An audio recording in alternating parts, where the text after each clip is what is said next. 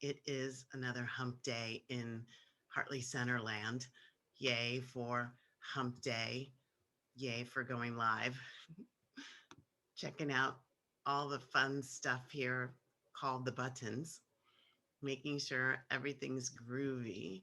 How are you? It's a bright and shiny morning here in Hartley Center land. I'm Valerie Shepard, founder and CEO of the Hartley Center for Mindfulness and Self Mastery. And I am coming to you live on Facebook from the Hartley Center, where we help people with self mastery, mastering you in your life so that you can exquisitely manage whatever, whatever your life brings your way. And I do these weekly howdy duties to provide some support and some service and some guidance and have a little fun along the way.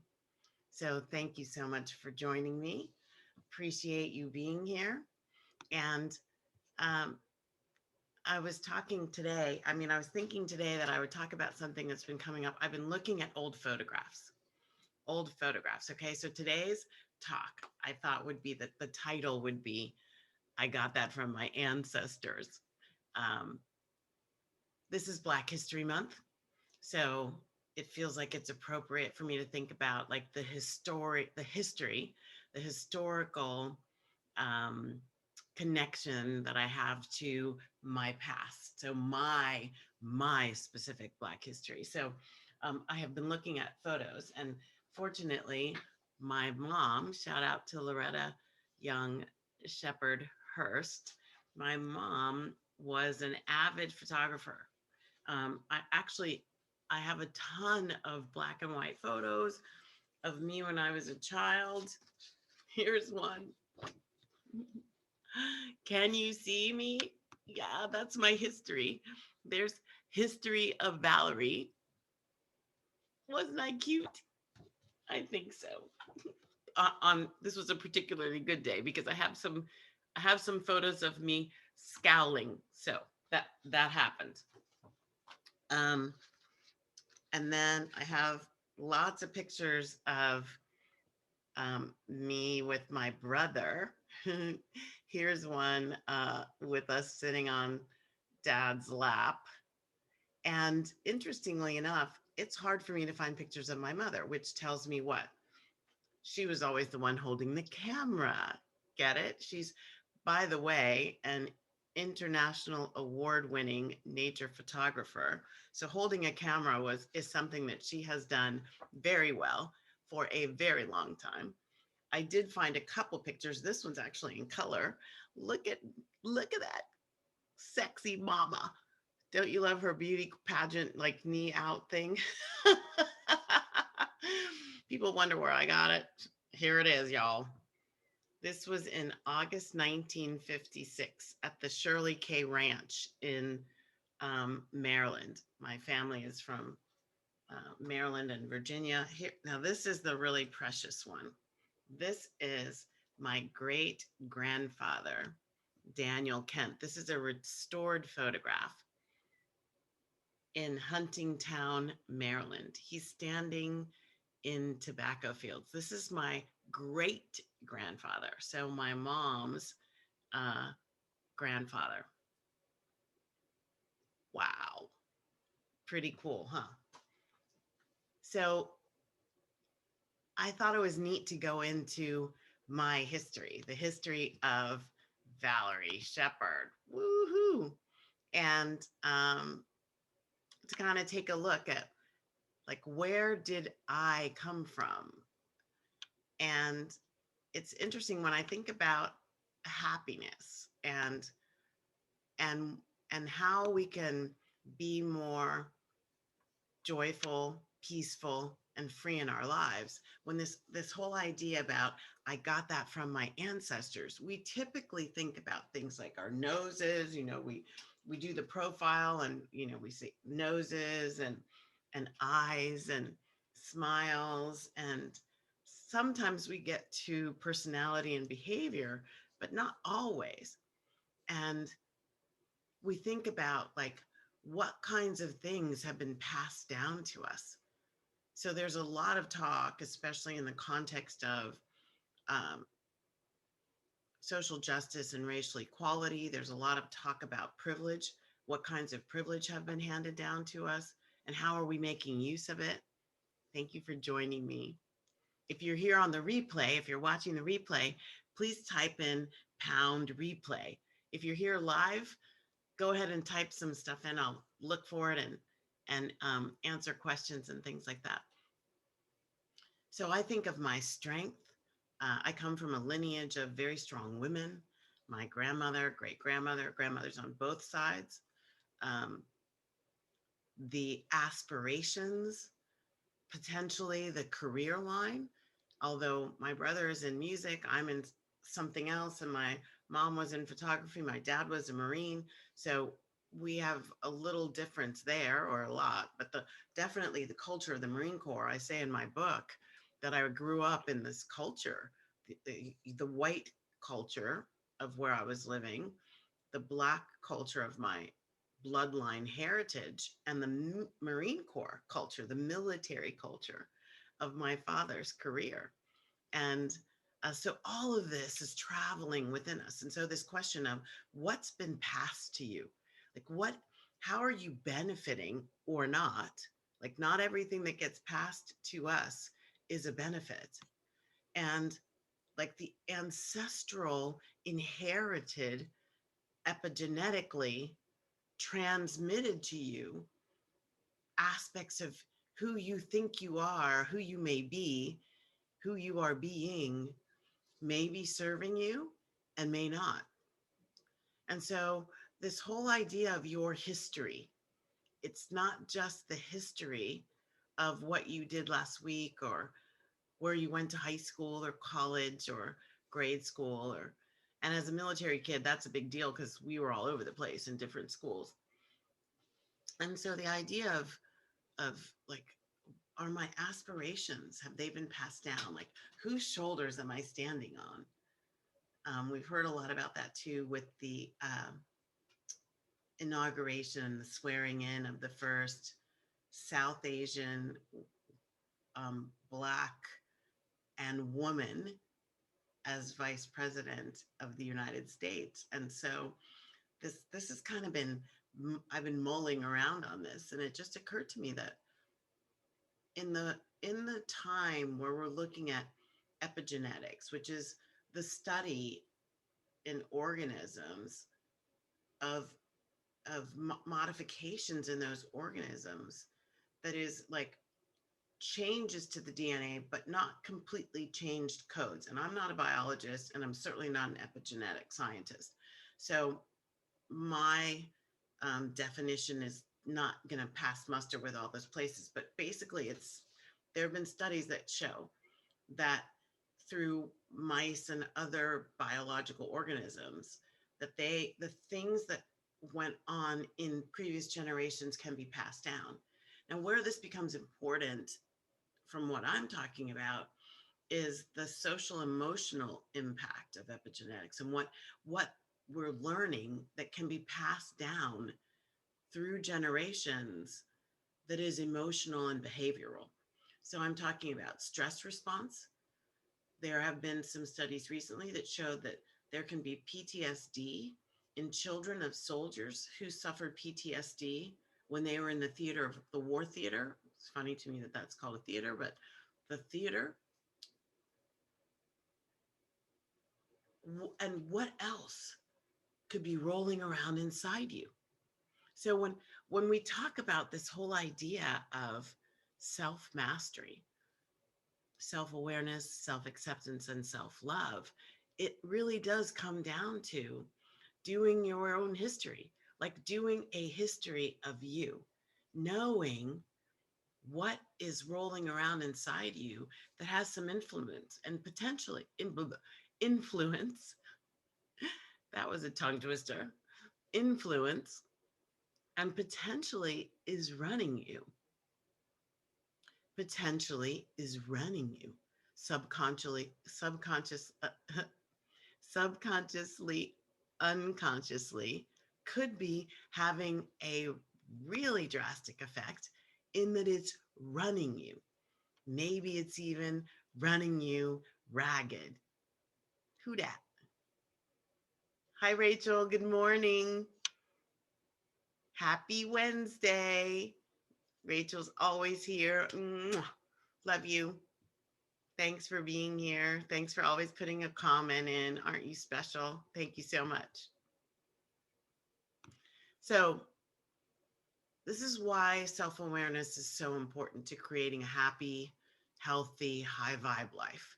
Like to know, like, I notice when something doesn't feel really truly like me. People have even heard me say, I'm feeling a certain kind of energy, but I don't think it's mine. I'm feeling a certain kind of energy, but I'm not sure that it's mine. Well, that comes from a place where I know and have looked at like what could be coming from other places. What have I taken on mentally in my mental mind? What have I experienced in my heart? Maybe there are pockets of pain from past experiences that I haven't let go of. And maybe some of it is ancestral. And I've been doing a lot of work on dancing with my ancestral hand me downs, so to speak. And in this black body, there can be all kinds of ancestral energy related to the history of the bodies in who stand behind me, right? Supporting me to be the newest version of that ancestral DNA, the newest version of that ancestral DNA. And the same is true for you.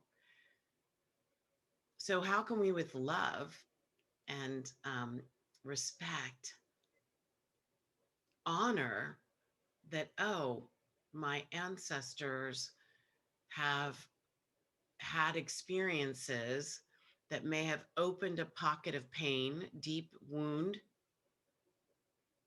racially wounded, racially subjected to things that may have opened up PTSD in them, which got passed down to me. Like I'm aware of having felt for a very long time just this low burn. I call it a low burn of fear, like not feeling safe in my own skin. Interesting. And that it may not always have been born out of the experiences of my life, that there may be history of some really negative energy that is a part of my genetic makeup. That's real. That's really important. And we have a choice point. Once we say, okay, my genetic makeup could be what's making me scared right now. The fear that I'm feeling may not be coming from what's happening right this minute.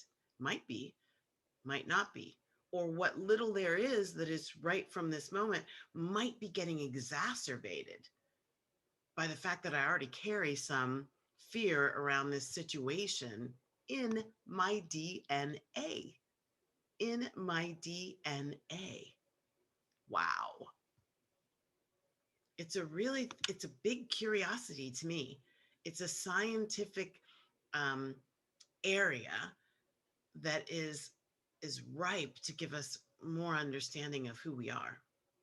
And as a self mastery um, zealot, it's really important that we explore this for ourselves, remembering nobody else is responsible for your happiness.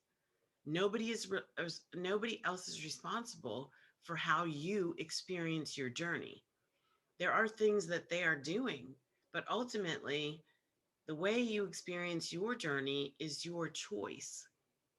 You are a conscious being of choice, as one of my, and I do call him a guru, one of my master mentors, Satyan Raja, says. You are a conscious being of choice. And you are able to choose at every moment. And you may not be able to choose that which is showing itself to you, that which is being experienced in the sign of infinity, always present, but you can choose how you react and how you respond to those situations. That's where the heart and soul of your happiness is, in how you receive, accept, allow, respond to the circumstances that just show up. Mastering you in your life so that you can exquisitely manage whatever your life brings your way. The most important aspect of this is really noticing. So it's quieting the outside influences, quieting your mighty mind, and being able to notice yourself. Like being able to say, okay, wait, I feel a wave of energy coming. Emotions are just waves. We don't have to fear them. We don't have to call some of them good and others bad. Emotions are just emotions. They're just energy, energy, energy, just like everything else in the universe. Some of them are really powerful. You can get powerful waves of laughter. That's fun. You can get powerful waves of sadness. You can get powerful waves of fear, anger. Pure emotion, though, is actually giving you a chance to look at yourself and to determine, is this wave really about this moment? Or is this moment pinging, triggering, boop, knocked it off, and there it goes, making something pow, pop off. And then I'm overtaken by the wave. And the most important thing I can do at that moment is to say, okay, I'm going to allow this, and I'm going to notice that it's happening. And I'm going to ask some questions of myself, maybe others, maybe someone who could help you diagnose. I've done a lot of talking with um, my parents about that. What is that? Where did that come from? Why am I thinking this? What about these pictures? What was going on here? Did I really look like that? The whole idea, and someone painted this, drew this for me. It was one of my students, Jessica Wong.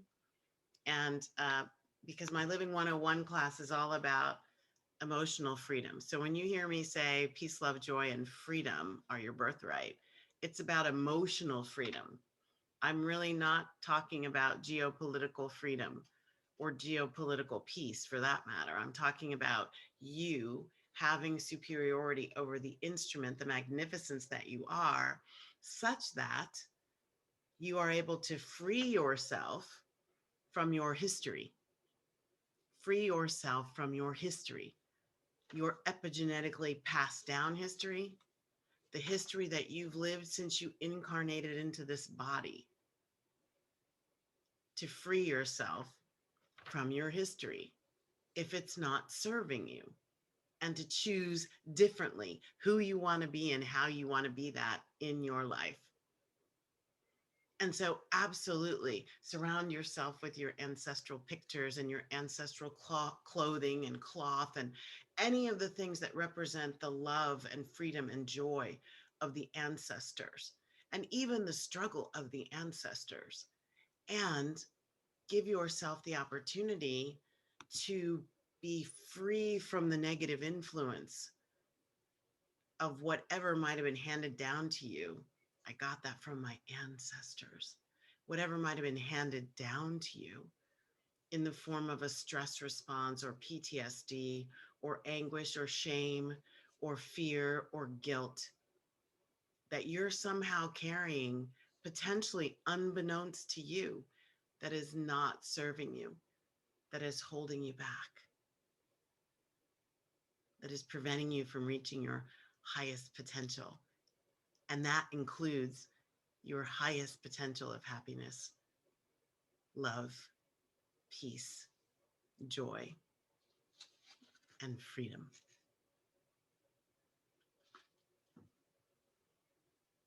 Yay.